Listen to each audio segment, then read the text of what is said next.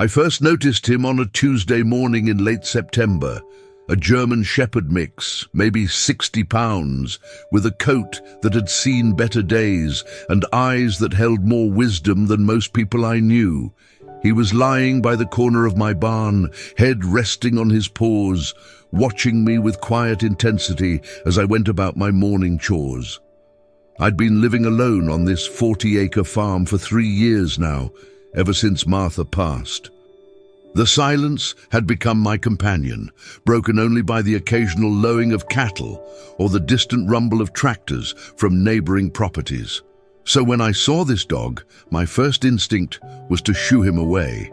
Strays meant trouble, disease, aggressive behavior, or worse, attachment. But something about his demeanor stopped me. He wasn't begging or cowering. He wasn't aggressive or territorial. He simply watched, as if he belonged there, as if he'd been waiting for me to notice him all along. I went about my routine, feeding the chickens, checking the fence line, preparing for another day of solitary farm work. When I glanced back toward the barn an hour later, he was gone. I felt an unexpected pang of disappointment, though I couldn't explain why. That evening, as dusk settled over the fields and I finished securing the animals for the night, I saw him again. Same spot, same position, same watchful eyes. This time I approached slowly, my boots crunching on the gravel. "Where'd you come from, boy?" I asked softly. He lifted his head but didn't move away. Up close I could see he was well fed, clean despite his rough appearance. Someone had cared for this dog, but where were they now? The pattern established itself quickly. Every morning he was gone before I woke. Every evening he returned to his spot by the barn. For the first week I tried to ignore him, telling myself he'd move on eventually. Dogs like him always did. But as days turned into weeks, I found myself looking forward to his quiet presence. There was something comforting about knowing he was there, a silent sentinel watching over the property.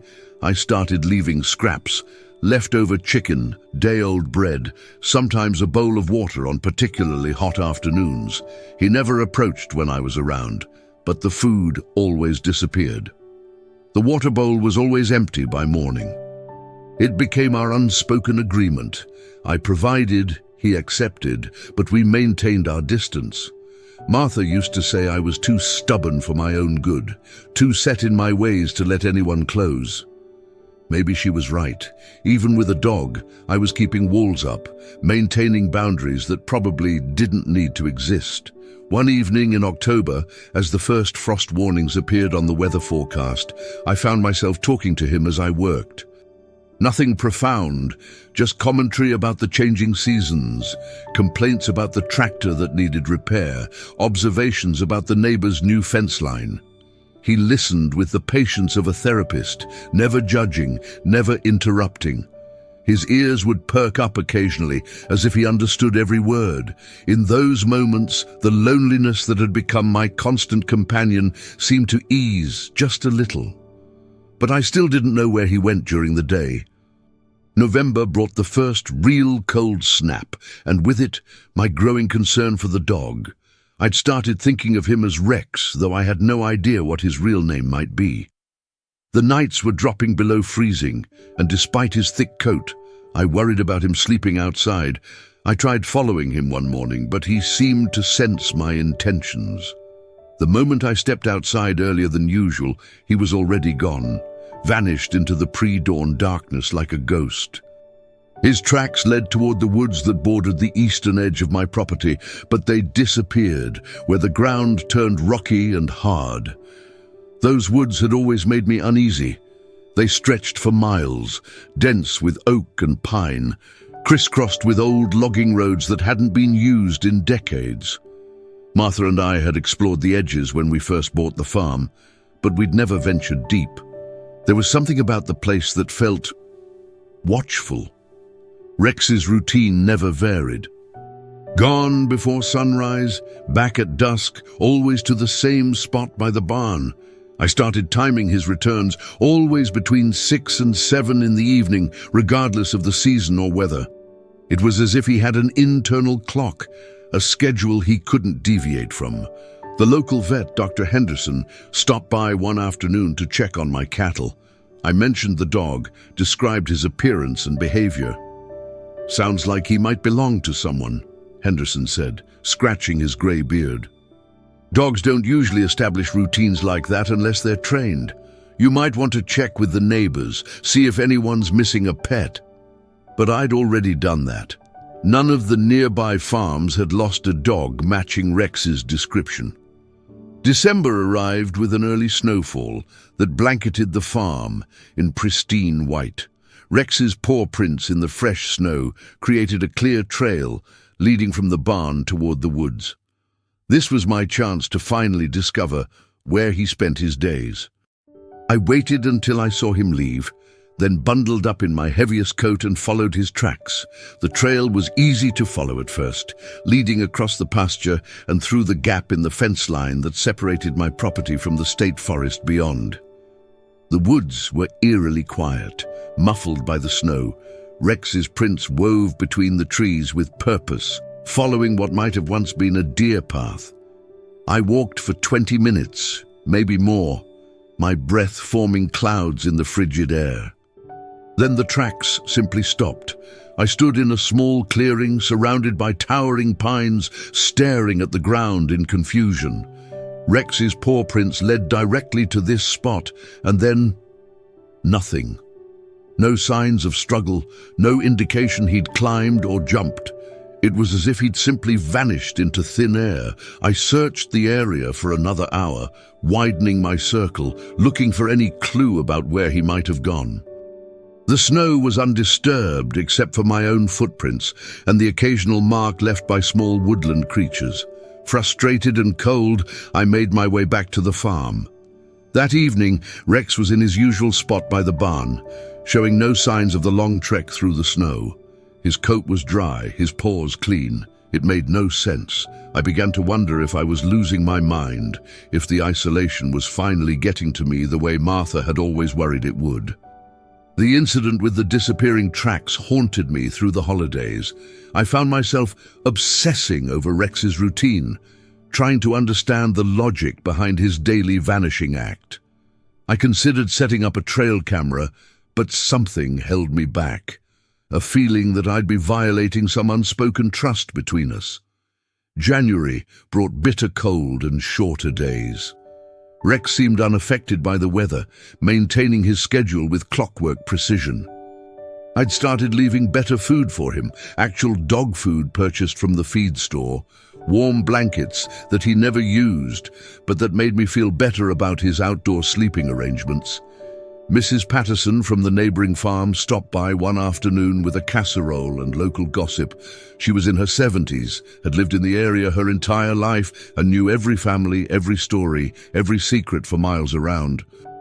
"That dog of yours," she said, settling into Martha's old chair at the kitchen table. "Betty Morrison thinks she's seen him before." Betty Morrison lived 5 miles down the road, closer to town. I leaned forward, interested. "She says there used to be a family lived back in those woods," Mrs. Patterson continued, stirring sugar into her coffee. "The Hendricks family. Had a place way back there, maybe 2 miles in. This was years ago, mind you, before you and Martha moved here." "What happened to them?" Mrs. Patterson's expression grew somber. "Tragedy. House fire, middle of winter, lost everything, the parents, 2 young children. Only survivor was their dog, a German Shepherd mix. Search teams looked for that dog for weeks, but never found him." My blood ran cold. "When was this?" "Oh, must be 8, 9 years ago now, maybe 10. The timeline didn't quite work. Rex appeared healthy, well-fed, maybe 5 or 6 years old at most. But the coincidence was unsettling. Mrs. Patterson's story stayed with me for days.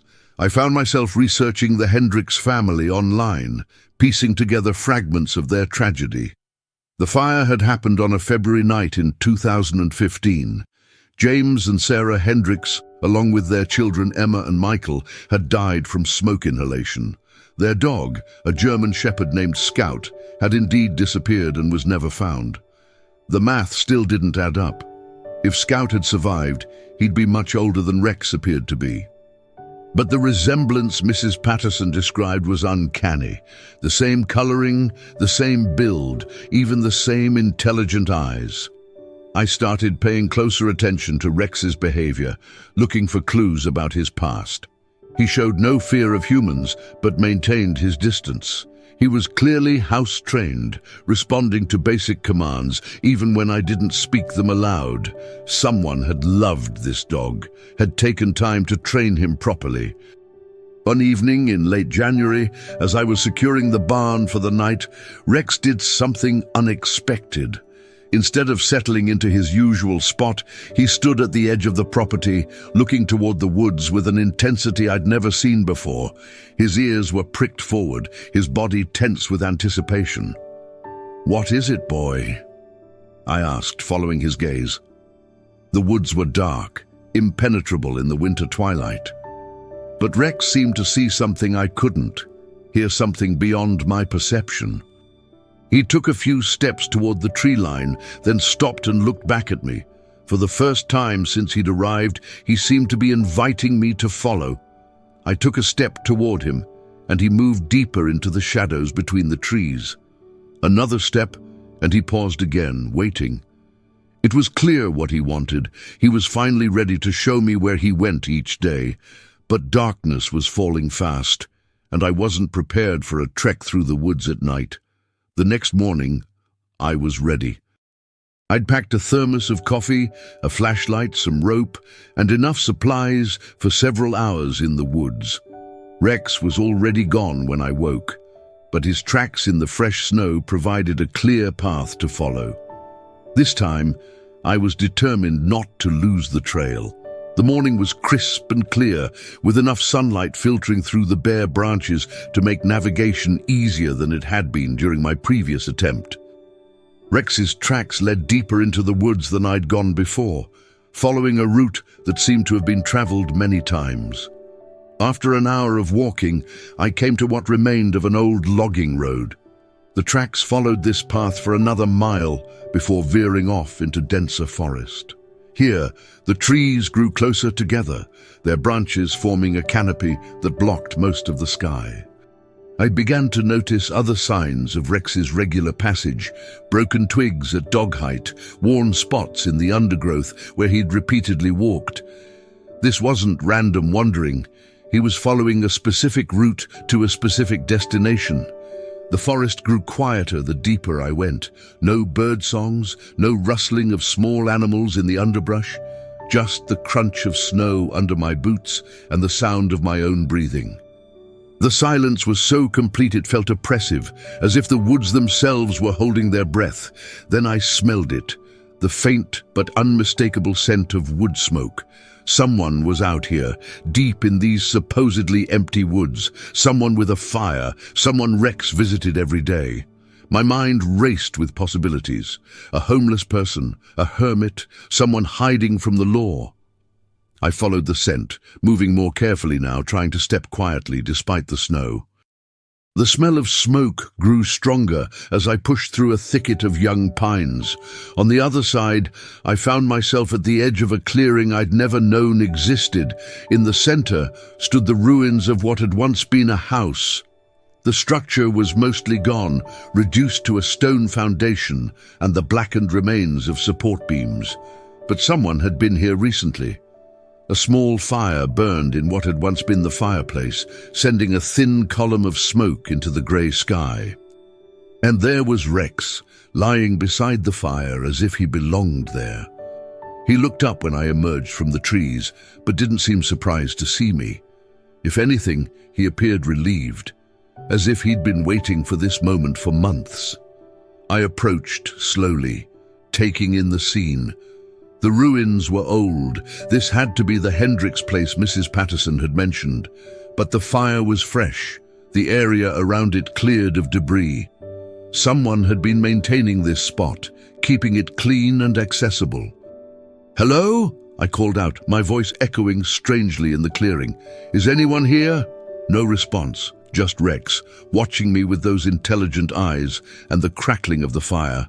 I walked around the perimeter of the ruins, looking for signs of recent habitation. There were no camping supplies, no personal belongings, nothing to indicate someone was living here. But the fire hadn't built itself, and someone had been clearing away the accumulated debris of years. Rex stood and walked to a specific spot near what had once been the back of the house. He sat down and looked at me expectantly, as if he wanted me to notice something. I followed his gaze and saw them. 2 small headstones, handmade from local stone, partially hidden by overgrown vegetation. My heart stopped as I read the crude inscriptions. Emma and Michael. The headstones were simple but carefully crafted, each bearing just a name and a small carved heart. They hadn't been here long. The stone was too clean, too free of weathering. Someone had placed them recently, someone who cared enough to mark these graves with love. Rex lay down between the 2 stones, resting his head on his paws in the same position I'd seen him take by my barn every evening. But here, in this place, his posture took on new meaning. He wasn't just resting, he was standing guard. I knelt beside the graves, my mind struggling to process what I was seeing. The Hendricks children had died in the fire 9 years ago. Their bodies had been recovered, buried in the town cemetery with their parents. So what was this place? What was Rex protecting? The fire continued to burn steadily, and I realized someone had to be maintaining it. Rex couldn't build fires, couldn't gather wood, couldn't clear debris. But who and why? I spent the rest of the morning in the clearing, waiting to see if anyone would appear. Rex seemed content to have me there, occasionally lifting his head to check on me, but otherwise maintaining his vigil between the small graves. As the sun reached its zenith, I heard footsteps in the woods. An elderly man emerged from the trees, carrying an armload of firewood. He was tall and thin, with a white beard and clothes that had seen better days. When he saw me, he stopped abruptly, his eyes moving from me to Rex, and back again. "You must be the farmer," he said after a long moment. "Rex has been telling me about you." I stood slowly, not wanting to appear threatening. "You know this dog?" The man smiled sadly as he walked to the fire and added wood to keep it burning. "I should. He's my grandson." The words made no sense, but the man's tone was matter-of-fact, as if he'd just told me the weather forecast. The old man introduced himself as William Hendricks, grandfather to Emma and Michael, father to James.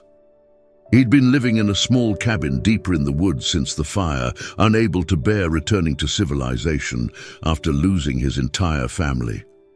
"Scout died in the fire with the rest of them," he explained, settling onto a log near the graves. "But Rex here, he's Scout's son, born a few months before the tragedy. I've been raising him out here, and he's taken on his father's job." Rex moved to sit beside the old man, who scratched behind his ears with obvious affection. "What job?" I asked, though I was beginning to understand.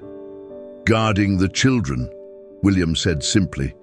"This is where they loved to play, where they felt safest. After the fire, after the funerals in town, I brought them back here. This is where they belong." The pieces were falling into place. The graves weren't official. They were a grandfather's tribute to children who had loved these woods. William had been living as a hermit, raising Scout's son to continue a vigil that had begun with the original family dog. "But why does he come to my farm every night?" William's eyes twinkled with something that might have been humor. "Rex is young, still learning. He knows his duty is here during the day, but at night, well, he gets lonely. Dogs need companionship, even guardian dogs. He's been telling me about the kind farmer who feeds him, who talks to him while he works." I felt a strange mixture of emotions, sadness for this broken family, admiration for William's dedication, and something else I couldn't quite name. "You could have told me," I said. "I would have understood." William nodded. "I know. Rex has good judgment about people. but I needed to be sure you were ready to know the truth. Over the following weeks, I began visiting the clearing regularly. William was a fascinating man, a retired teacher who had chosen isolation over the pain of living in a world without his family. He'd built a small, well-hidden cabin about a mile deeper into the woods, living off the land and a modest pension. Rex continued his routine, but now I understood its purpose. During the day, he helped William maintain the memorial site and stood guard over the children's resting place. At night, he returned to my farm, bridging the gap between William's hermit existence and the outside world. "He's been looking for someone like you," William told me one afternoon as we sat by the fire. "Someone who understands loss, who respects solitude but still has room in their heart for connection." He was right about the loss. Martha's death had left a hole in my life that I'd tried to fill with work and routine. But Rex had shown me that healing didn't require forgetting. It required finding new ways to honor what had been lost while remaining open to what might still be found.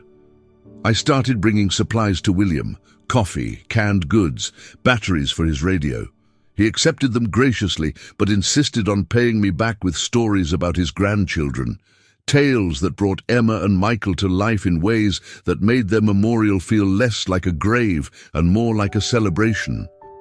Rex seemed to approve of our growing friendship. He'd divide his attention between us during my visits, as if he was proud to have brought us together. "You know," William said one day, "Rex has been hoping you'd consider making this arrangement permanent."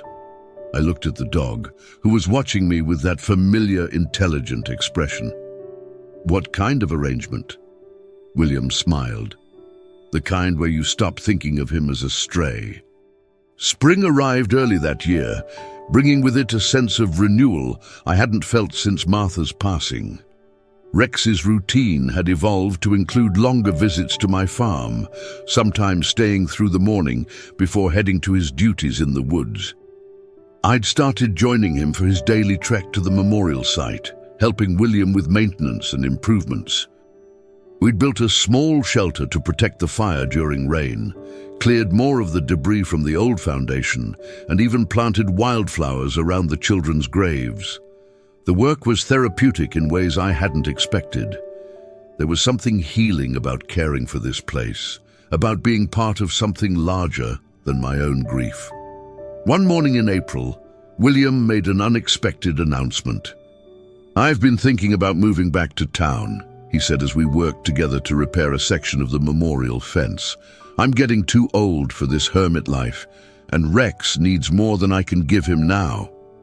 Rex looked up from where he was lying between the graves, as if he understood every word. "What about this place?" I asked. "What about the children?" William smiled. "That's where you come in. Rex has chosen you to take over his guardianship duties. The question is whether you're willing to accept the responsibility." I looked around the clearing, at the carefully maintained memorial, at the graves marked with love, at Rex watching me with hopeful eyes. This place had become important to me, a connection to something meaningful beyond my own solitary existence. What would that involve?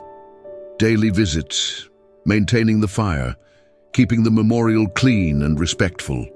Most importantly, making sure Emma and Michael are never forgotten. It wasn't really a choice. Rex had been preparing me for this moment since the day he first appeared by my barn. "I accept," I said. William moved back to town in May, settling into a small apartment near the library where he volunteered reading to children. Rex officially became my dog, though the paperwork seemed irrelevant given the bond we'd already formed. Our routine shifted, but maintained its essential elements. Each morning, we'd make the trek to the memorial site together.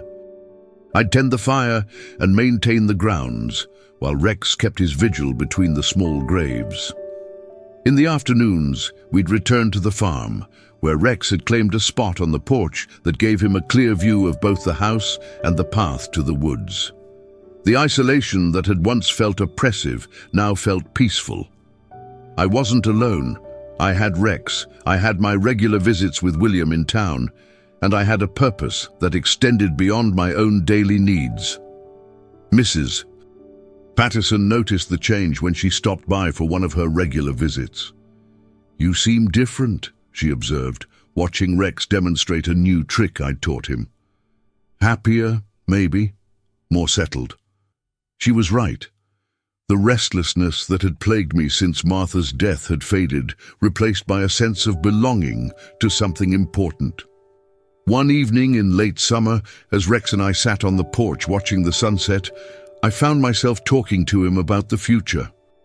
"You know, boy, I never expected my life to take this turn, but I'm grateful it did." Rex wagged his tail and moved closer, resting his head on my knee.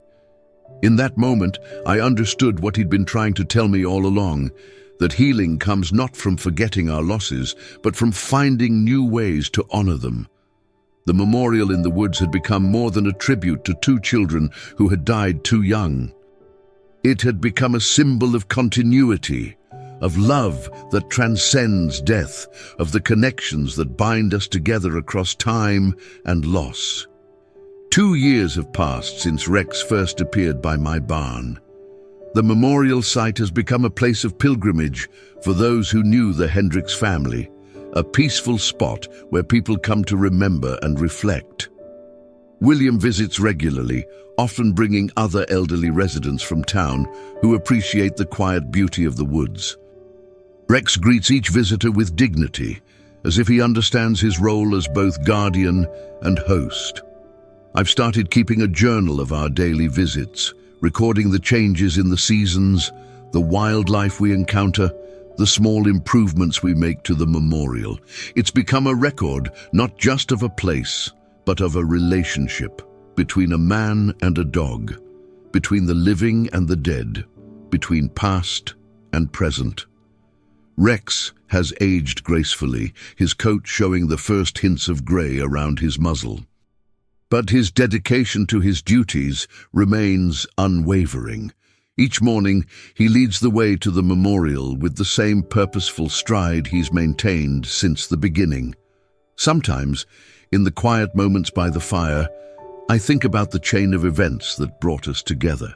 A dog's loyalty to children he'd never met, a grandfather's love that transcended death, and a lonely farmer's need for connection, all woven together into something beautiful and meaningful.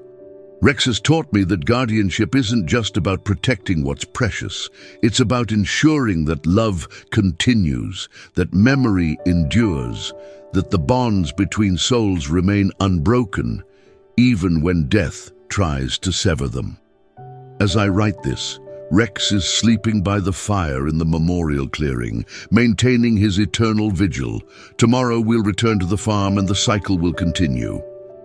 It's a good life, a purposeful life, and I'm grateful to share it with the most loyal guardian I've ever known. Thank you for listening to this story about Rex and the memorial he guards so faithfully.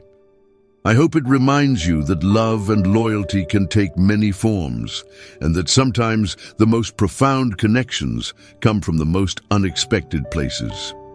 I'd love to hear from you in the comments below. Please let me know what part of the world you're listening from, and if you have your own stories about the special bonds between humans and animals. Don't forget to subscribe to the channel for more true stories that explore the mysteries and connections that make life meaningful.